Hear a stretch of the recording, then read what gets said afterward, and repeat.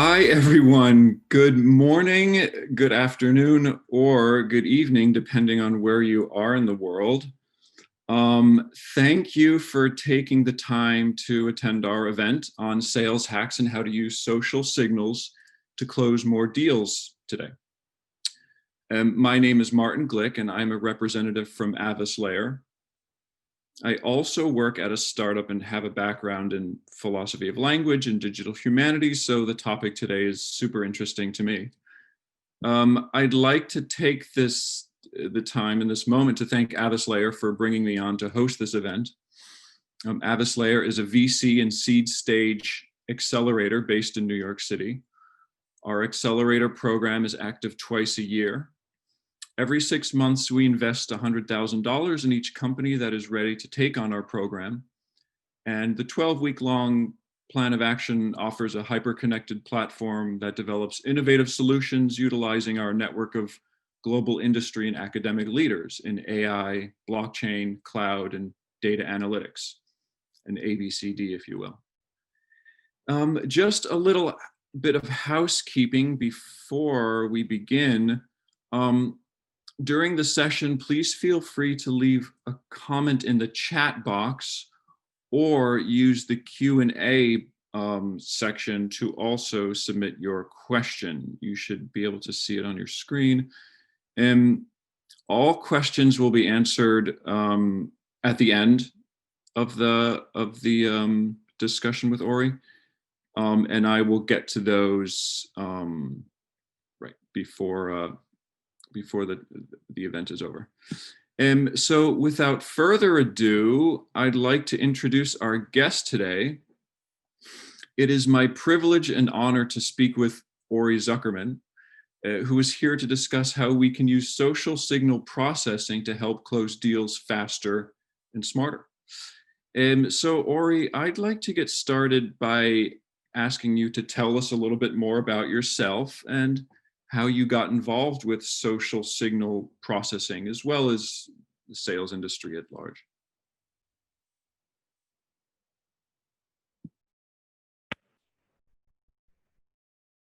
Sure. Can everyone hear me okay? Yes, so. So first of all, thank you for joining this event. It's nighttime here in Tel Aviv, as you can see behind me. So just in general, I'm 39, married. I live here in Tel Aviv. I'm an Israeli naval intelligence veteran, majored in information systems. Career-wise, Reimage, T-Rex, a gamification company, DataViz that was acquired by Vocative, Discover Cloud, a B2B SaaS platform. You know me, that was acquired by WeWork. And today I'm leading SubStrata. Now, my path to social signals, I've just, like everyone, I've always been fascinated by that mysterious second language, nonverbal communication, body language, intonation. But I guess the deep understanding of social signals, what they are, how they work, how to use technology to process them, is a result of my work in SubStrata, which I founded together with my two awesome and amazing co-founders, Eran Yesodi and Baruchi Harlev. I've been in sales tech before. You know me, my previous company that was acquired was a sales intelligence company. Let's take Dun & Bradstreet. It's like Dun & Bradstreet on steroids. They were one of our backers as well. But this time, this one is different.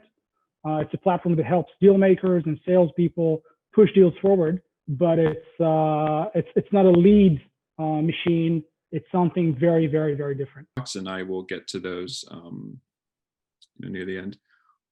Ori, can you hear me? Yeah, I can hear you. Yeah, we can hear you as well. Cool.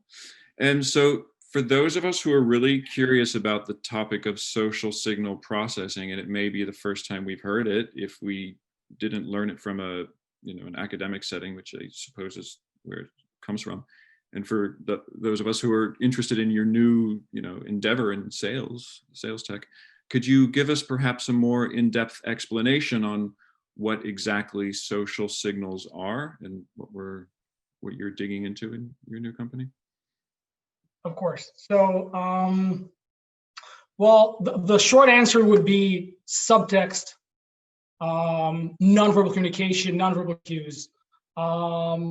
In theory, I mean, if a signal is like any stimulus from which a person or a system can draw some meaning, then social signals would be any stimulus or direct or indirect that provides information about social facts. Social facts are social attitudes, social emotions, social status perceptions, things like that. Social facts are critical in the context of social actions. What are social actions? Cooperating, buying, selling, debating, conflict handling, negotiating, they're everything. And social signals are conveyed in two ways, both through explicit means of communication, that's overt speech and language, or through implicit means of communication, appearance, body language, prosody, the intonation, the voice, touch, it's called haptics. Even the utilization of space, which is called proxemics, is part of it. Think of an entourage and the way people are aligned within a group. Even the use of time is part of social signals. Your response time, the second check mark on your WhatsApp message, all these things are social signals. In linguistics and in natural language processing specifically, we sometimes talk about the difference between syntactic analysis, which is the analysis of the explicit, the face value meaning of the language, versus semantic or pragmatic analysis, being the less explicit layers. Semantics is meaning within context, pragmatics meaning the meaning within the social context. Cool. So, for example, oh, and just to get this right, social signals are things that people pick up that lead into social facts, right? Is that the sort of arrow of direction that this is meant to follow? Social signals we are social beings, okay? And a lot of the communication, a lot of the context for the communication, a lot of the meaning that we convey, that we send and receive has to do with social structures, in groups, in tribes, in between communities, within communities. Social signals are everything that has to do with the social setting. Feelings of superiority versus inferiority, that's a social signal. Who are you? When somebody approaches you and wants something, like the first question that pops into your head is, who are you? Why are you approaching me? And if that person has specifically a very high status, then you'd be very, very, pleased with that, and you're probably going to be more inclined to respond and to cooperate. Social signals in general, you can look at it as a section of nonverbal communication and the social part of it, which influences everything that we do. Cool. Thanks for making that clear. And you mentioned syntax and semantics. I would be curious to hear a little bit more sort of fine-grained nuance about what those exactly mean. Yeah. When we're babies, we're very attuned, growing up basically, not just babies. Growing up, we're more attuned to our first language, which is social signals, which is pragmatics, which is nonverbal communication, because we haven't learned our first language yet. So we're more attuned to the intonation, to the prosody of a person's voice. If we have a stranger speaking to our mom when we're infants, and that the sound is frightening, we'll respond to it. As we grow and we learn our first language, sometimes our second language, we're caught up into syntax. We tend to give more weight to the face value of the language, and that's fine. That enabled us to reach the highs of civilization. But at the same time, our intuition about the basics is dimming, is becoming more vague. I'm sorry, can you just repeat the question? Yeah, no, I think that pretty much covers what. Sorry, let me get back. So syntax is just the face value of the language. It's the grammar, it's the lexical meaning. Semantics is the meaning within context, meaning the same word have a different meaning within different social settings or different settings in general. That's semantics, the meaning within context. We also have another layer in linguistics, which is called pragmatics. This is a social context. It's basically the juice, the Game of Thrones. It's the politics. It's our goals and how we're trying to achieve them. It's using the syntax, using the language in order to reach and achieve our little political, tiny goals, which we're made up of, essentially, if we're honest. Awesome. So it seems like these are tricks of the trade that we've been learning from birth before we understood language, and we were receptive to body language, for example, and the faces and the way that strangers interact. We pick up on all of this before we learn to speak. And so I'd be curious to know how far along we are when it comes to really harnessing technology of social signal processing, really getting our hands on the full sort of reward that comes from being able to utilize this stuff. So how accurate can we be when determining issues before they arise, for example? And in general, what's the state of play for the industry? Yeah. So we all know that when it comes to language, explicit language, syntax, we have a ton of applications. We have very advanced algorithms. We can analyze language. We can isolate keywords. But when it comes to social signals, when it comes to pragmatics, I think we're pretty early. In general, the study of nonverbal communication has been massively underexplored and under-researched for maybe decades. I would even dare to say tabooed to a certain extent. In a way, maybe it's like playing on our own nerves when we deal with it, so we feel uncomfortable. And I think that same feeling might have pushed some great minds, great researchers away from researching this. But things have started to change recently, and we see more and more research in this field. We see new publications, we see new academic journals, new researchers. Still, so far, most of the experiments that involve deep learning in this field were made by universities or research institutions. And we at SubStrata, I guess, are pretty innovative in that sense, that we're probably the first or one of the first to approach this commercially, to solve a real life problem or a business problem in our case. By the way, in terms of how far we are, it really depends. I think we're getting very close to capturing some enormous value when it comes to textual pragmatics. In emails, for example, we're not just analyzing the keywords, we're analyzing the textual paralanguage, uppercase, lowercase, spaces, response times, the shape of the email, timing, and so on and so forth. We are also starting to see we're starting to capture some enormous value when it comes to the vocalics, the prosody. There's still a long way when it comes to deciphering body language, like facial expressions, body posture, hand gestures, and so on.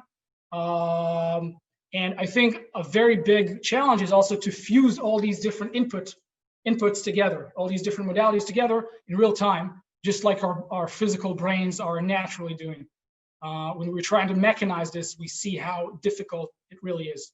Yeah, I think just to follow up on that, I think one of the perhaps most interesting elements of that is the holistic ability to combine all of these cues in order to understand more fully. You have visual, audio, and the context. Yes. In the context and the context as well, right? That must be something I suppose your team is working on. And I guess my question would be, how do those pieces fit together? Do you weigh one over the other, or does it sort of depend on the context? The problem you're describing is huge. It's called multimodel fusion, and we use basically it's RNN, a recurrent neural network architecture, we hook up to the different modalities, to the audio, to the video. We also transcribe the text in the background. And eventually, when we have a good reference point, the system learns what weight to apply to each modality. That's our way of solving this big problem. And there are plenty of cycles of training on this. Interesting. Cool. So how does SubStrata differ from competitors in the sales tech industry and some other companies doing similar different things? You can tell me how how closely or how different they are to what your team is doing. But there are companies like Gong, Chorus, Exec Vision, Second Nature, and Deep Talk, for example. And I know they're trying to sort of pick up on social elements in conversations, but I'd like to know how SubStrata differs. Yeah. So what the companies you described belong to a new category, relatively new category called sales AI or conversation intelligence, and they have a very promising vision. I mean, what they promise is this: let's not just beat around the bush like CRMs and let salespeople define the result, subjectively define the result of the sales call that we had, and set up the propensity for close one. They say, let's zoom into the conversation. Let's dive into the conversation. Let's extract what was said there and try to figure out what's going on, what works and what doesn't. What do the top closers in the organization say? And if they're successful, we can basically just take the content and pass it on to the less successful AEs. And while this is, I think, a good step in the right direction, I think they went for the low-hanging fruit and they missed it big time, because the words mean very little when you don't have, for example, a word can be said with cynicism. Okay, it can be sarcastic, it can be ironic.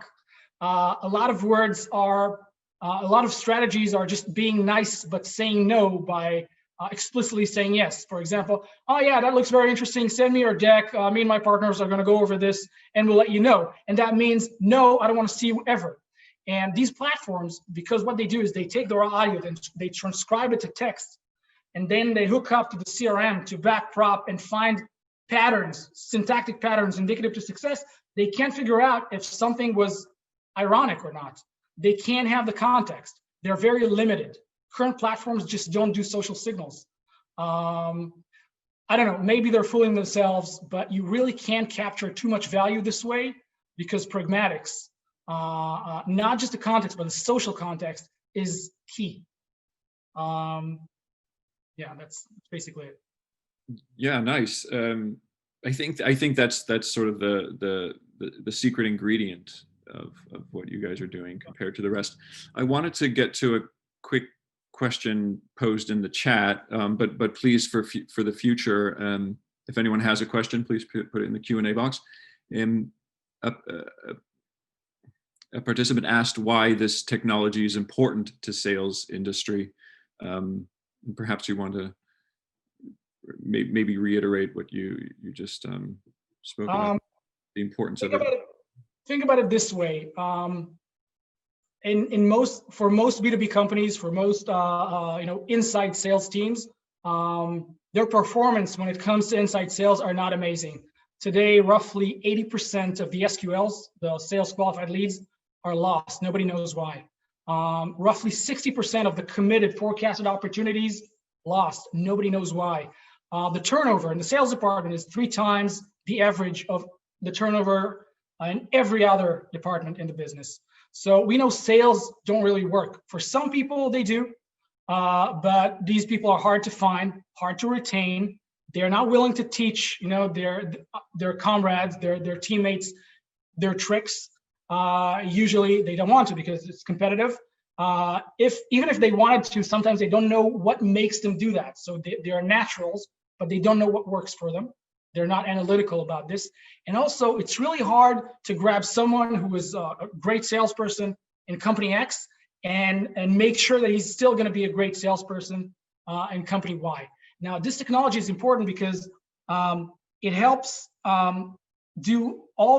we find out what's been done well automatically. We extract it.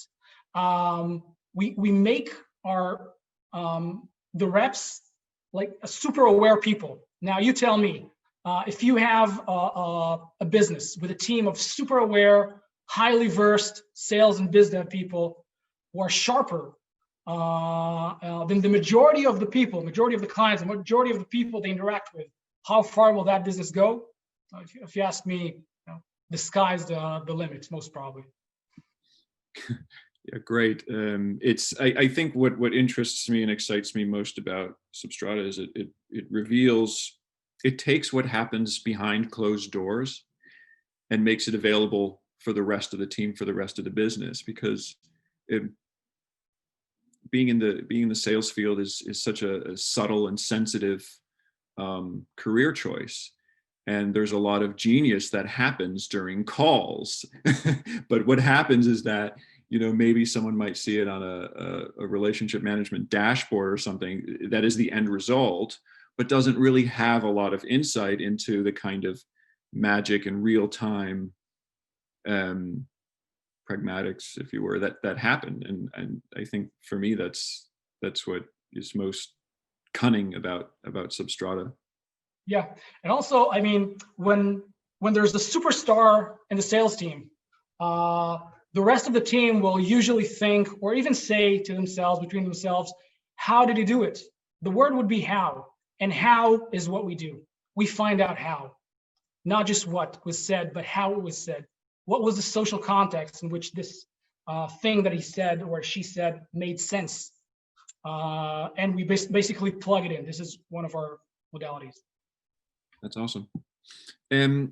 So going off of that, revealing the how in these crucial conversations, what would you say to those who argue that using this kind of tool or technology offers an unfair competitive advantage for the businesses that can afford it and puts them at a higher step, if you will, or a higher plane of running than those who don't have the ability to deal with something?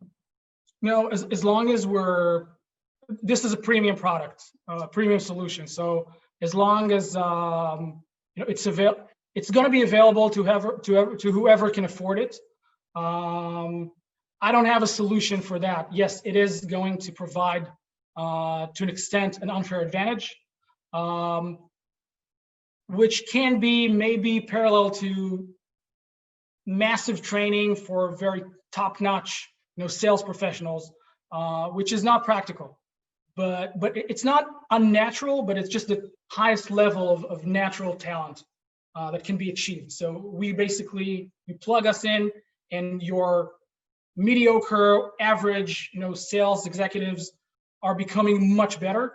What can I say? Like this is the market. It is an unfair advantage. Yeah. I don't have a very wise answer to give here. But it sort of raises the playing field for, average or mediocre sales teams. It gives them a boost that they need, and sort of, I guess, democratizes their ability to, deal sales calls. I think we'll be democratizing the scene once maybe everyone's going to have it. So theoretically, if everyone's going to have SubStrata, then the advantage will be canceled off, and then it's all going to be about price, efficiency, like a theoretical efficient market, like we learned in micro and macroeconomics. If we reach that, the success that high, then we'll have different problems to deal with.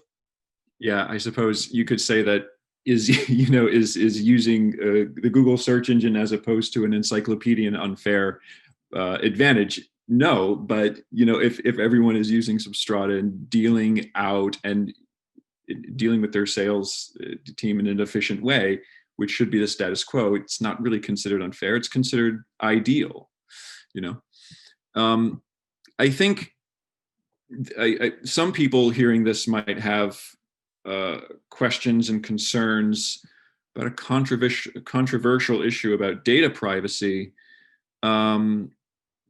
So let's talk about user data privacy for a second. Can a social signal processing platform easily store and take advantage of users' data? And also, how can organizations or individuals be assured that highly confidential emails, recordings, won't be exploited intentionally or unintentionally? Yeah, important question. It is critical to us to make the most out of social signal processing while making absolutely sure that we're 100% ethical, that we're keeping a very, very safe distance from ever compromising anyone's data privacy or rights. We're not storing any personal data. We're not profiling anyone. Our algorithms are trained on analyzing human interactions, but we don't record or retain information about the people involved or even the contents of their conversations. In fact, we're super proactive about data and privacy rights. In this new age of AI, we strictly follow the European Union's AI comedy resolutions. It's called the CAH-AI. Even when things are not regulated yet, we're just taking a step forward to make sure that whenever the red lines are drawn, we're never going to come near them. As a startup like us that aims eventually to go public someday, this is very, very basic. Yeah, it's a really really crucial element in any startup's business to ensure that data privacy is held up to one of the highest esteems.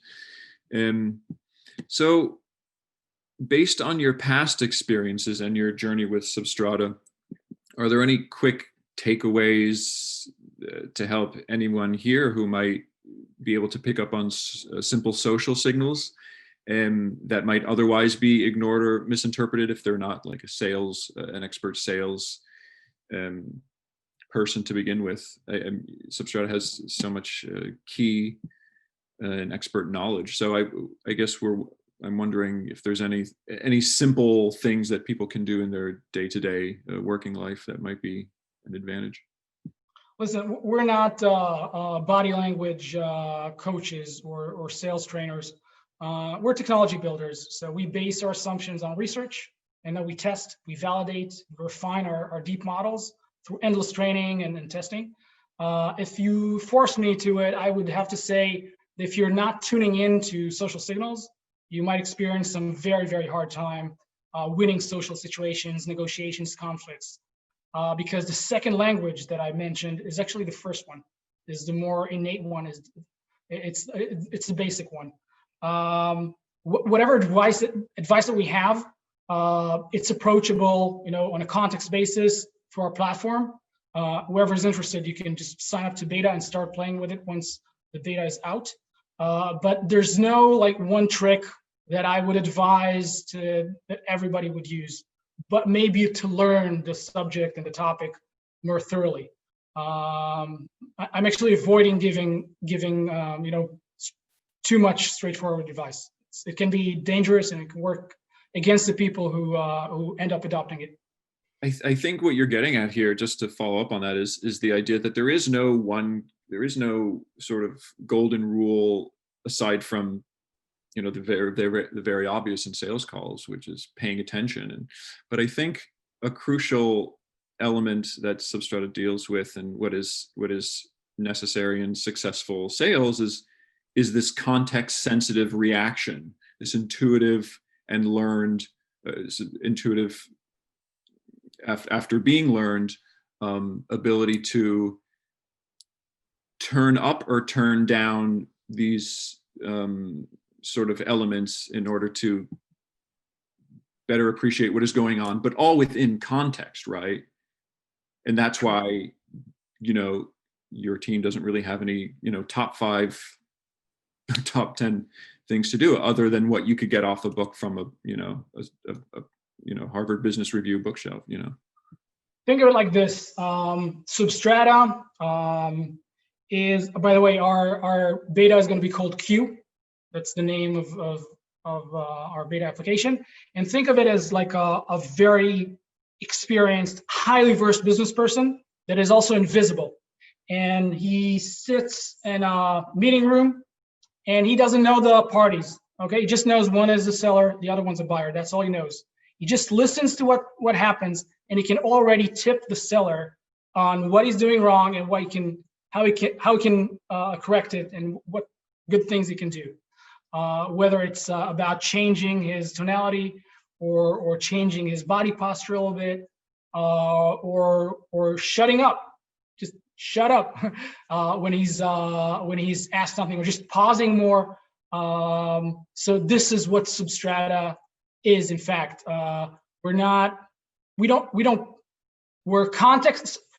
We give stuff in context, but we're also context agnostic, because we go deeper from semantics to pragmatics, where we analyze the social interaction between two people, their social status, their power dynamics. This is what we analyze. And this allows us to provide what we provide. Cool. Are there any future use cases for this platform beyond the sales tech industry? It's such a intelligent system that I'm sure any of the participants would be able to apply it to their industry, no matter what it is. But I'm wondering, I suppose, for SubStrata, is there any expansion, or is there any future thinking plan to take this, the kernel of it, and apply it to different industries? Yeah. So the focus, as you know, is for sales and deal making, but thoughts for the future. The same algorithms, the same engine can be applied to HR, recruiting people, interviewing people. There's a lot of social dynamics, lots of power dynamics going on. Defense, we can detect a person that's lying based on his vocalic analysis. Even dating, which is B2C more, can be helpful, because there's sort of a power dynamic between the two parties. Also, think about what's going on in the world today. It's not just in live or audio video interactions that these things are going on. There's also what we call the defensive substrata, not just the offensive substrata, which helps you gain an advantage, but the defensive one is, okay, let's say that we want to protect you from a reporter, a journalist, who's being extremely manipulative in the way that he writes news. So everybody talk about fake news, but what are fake news? Fake news sometimes are not factually flawed, articles. They can have lots of manipulations in there, and in a way they create a reality, and they shape our minds and our opinions on others, on events in a certain way. So we want to be able to just tag that, flag that, say, okay, this specific article is not what it seems to be. There's utilization of several manipulative tactics.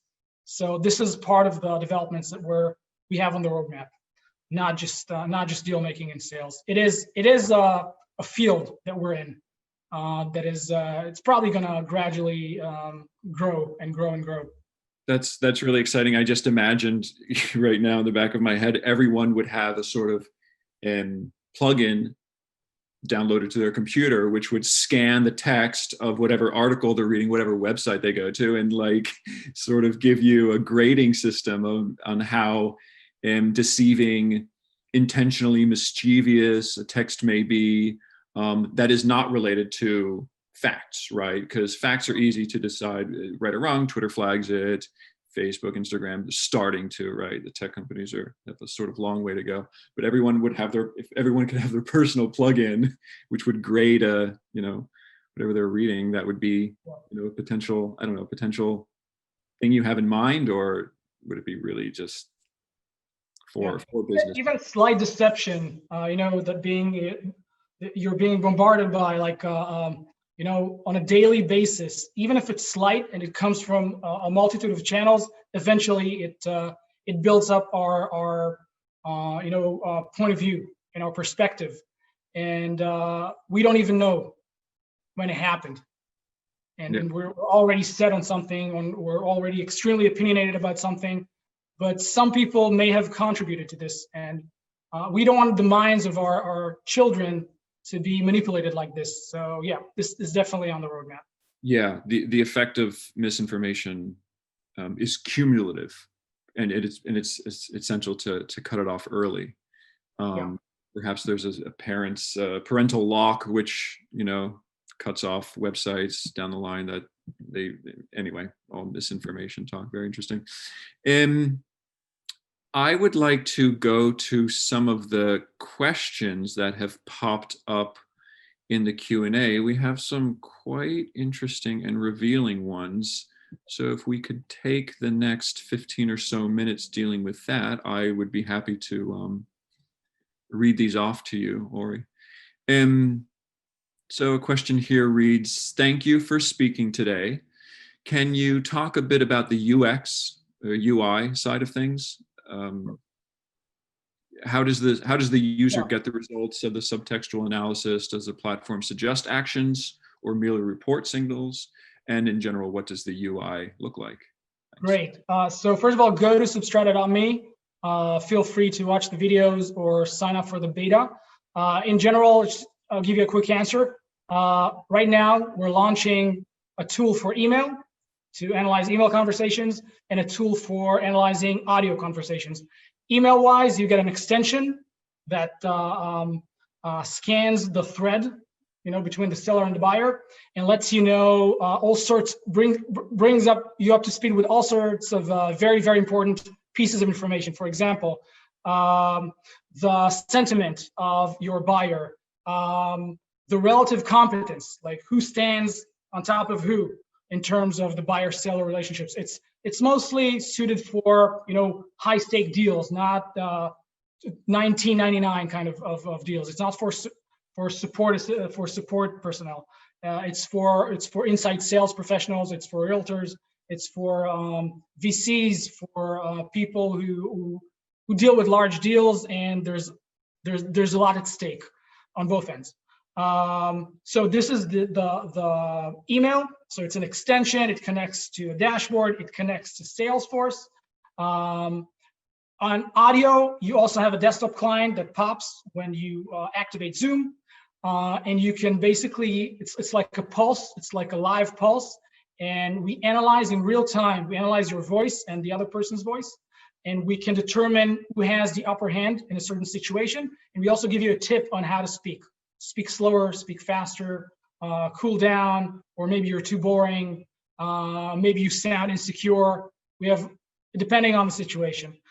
You also have a dashboard. In the dashboard, you're basically getting, a bird's view analysis of the relationship, emails, calendar invites, Zoom sessions, up until the close won, close lost in the CRM.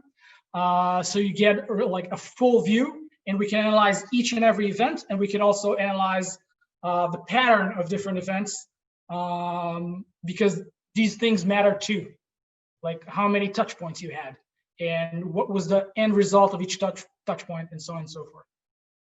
So there's a B2B SaaS platform, Chrome extension, a desktop application for audio. In the future, we're also going to incorporate some video. That's awesome. But you can see it on the website. It's a complete comprehensive suite. I think you've got everything covered. In the future, when people are telecommuting through VR, I'm sure you'll have a whole way of really engaging body movement as one of the social signals to pick up on. Another question is touches on the accuracy of the system.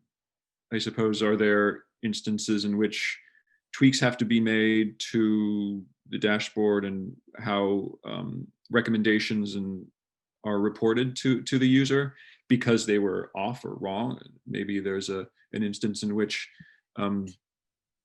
the analysis on a person is merely picking up on a tick of their personality, not really something. The quick answer would be we're improving, but it's already roughly 90% accurate. Great. Another question touches on how do we know someone is a prospective lead, for example, is being sarcastic in the text we write? How would?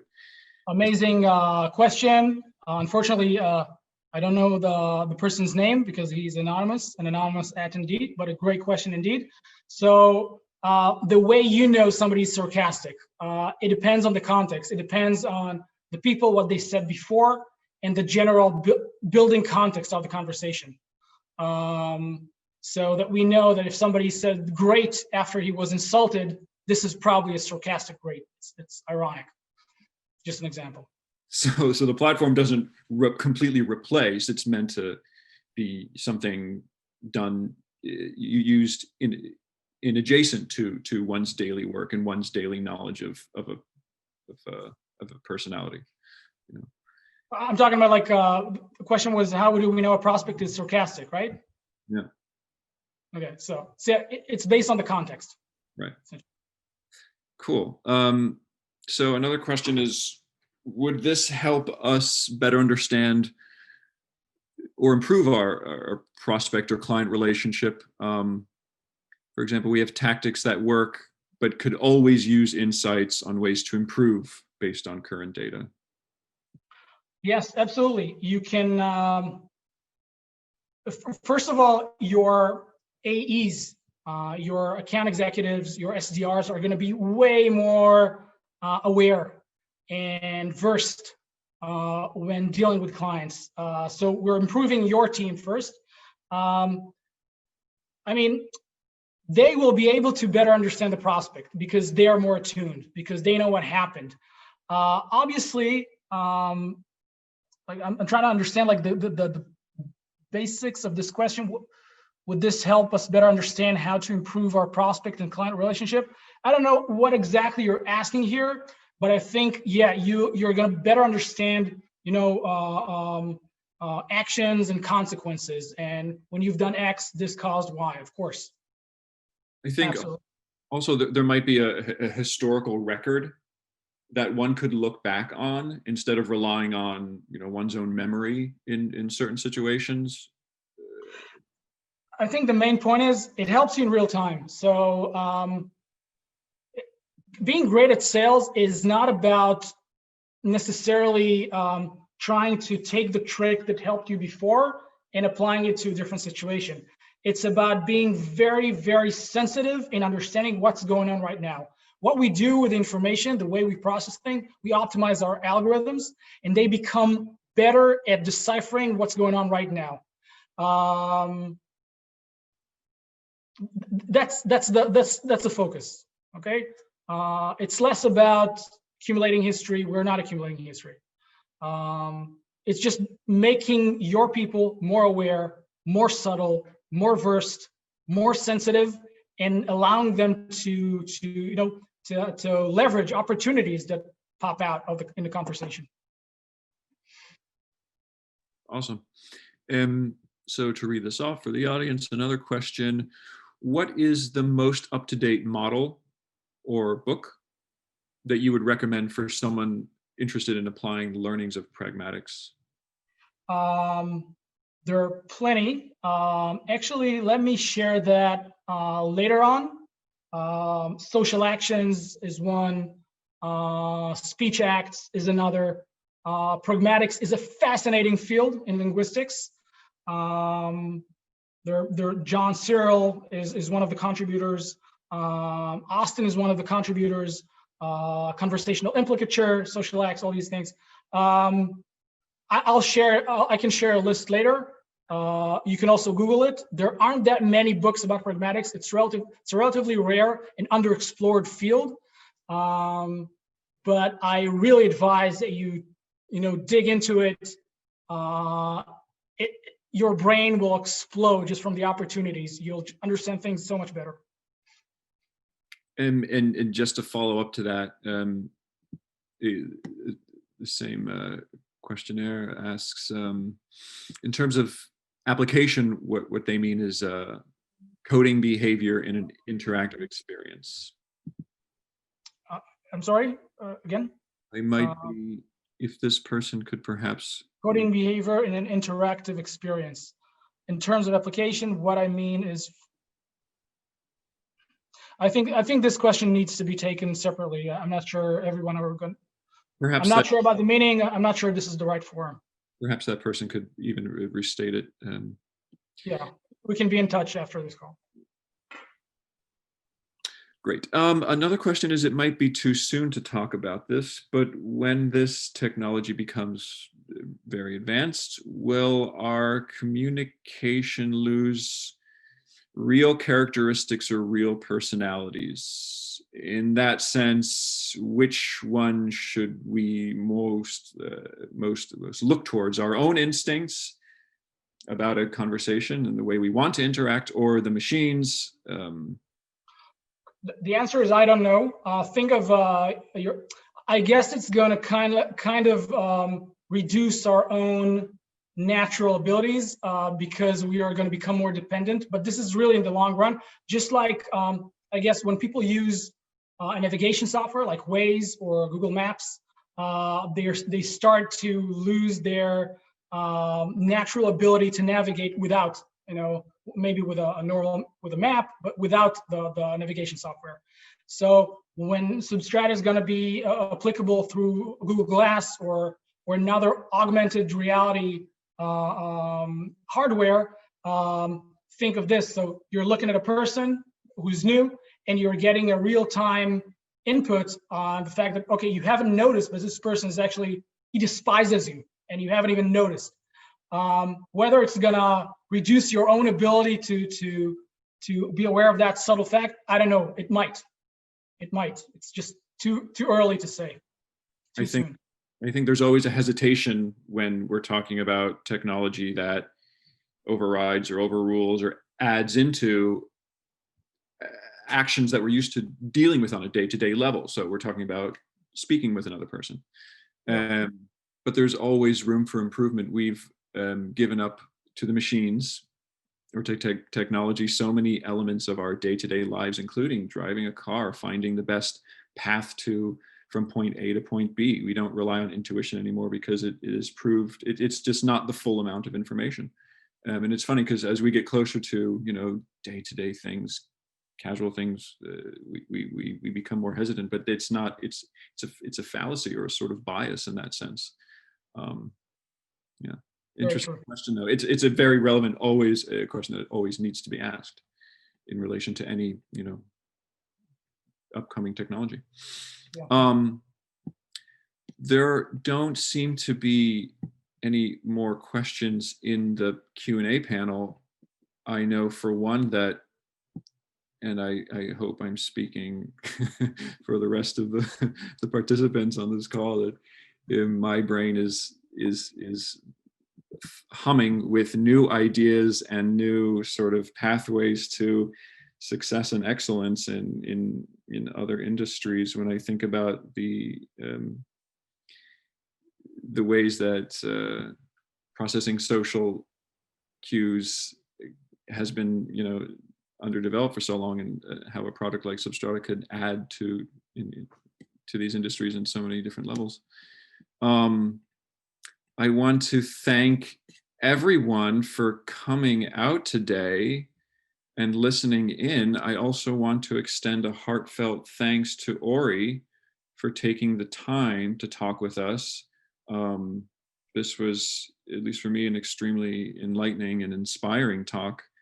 And it feels like it's just at the forefront of a burgeoning industry. So thank you once again for everyone for joining us today. I really, really hope you enjoyed it. To stay connected with Avaslayer, we will be including a few links in the chat.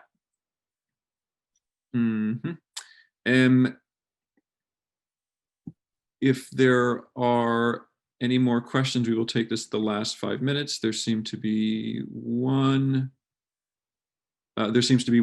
which I will pose here. It's in the participant chat. Do you have any real life examples of how SubStrata works? Yeah, the best thing is just to visit our site, look at the videos, contact us. If it's relevant, our team will happy to give you a quick demo so you can see how it looks like. I'm sure you'll like it.